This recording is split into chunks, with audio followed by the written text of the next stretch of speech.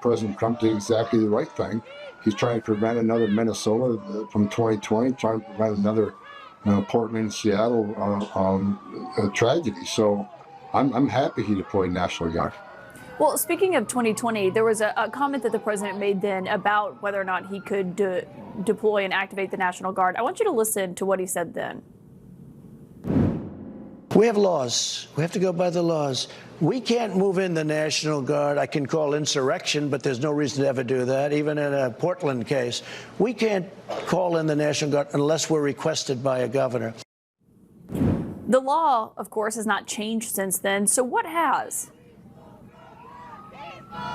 I'm not an attorney, and all I know is I'm on calls every day with the heads of DOD and DOJ. So we got legal minds in DOJ and DOD, and DOJ are making these decisions. So I certainly think the president's acting within the confines of the law. I mean, I'm on phone calls every day, and these lawyers are making these decisions, so I stand by it.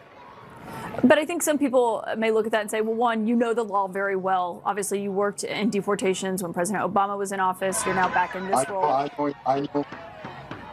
I know immigration law very well, but I'm not an expert on constitutional law or insurrection law or national. That's out of my lane.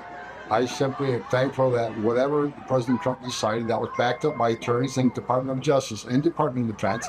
I'm just glad he deployed those National Guards here, because I think they're saving lives. I think they're protecting property. Well, some people may look and say, if this has not been something that any president has done and hasn't happened since the 1960s, is this the worst protest that has happened since then, warranting that?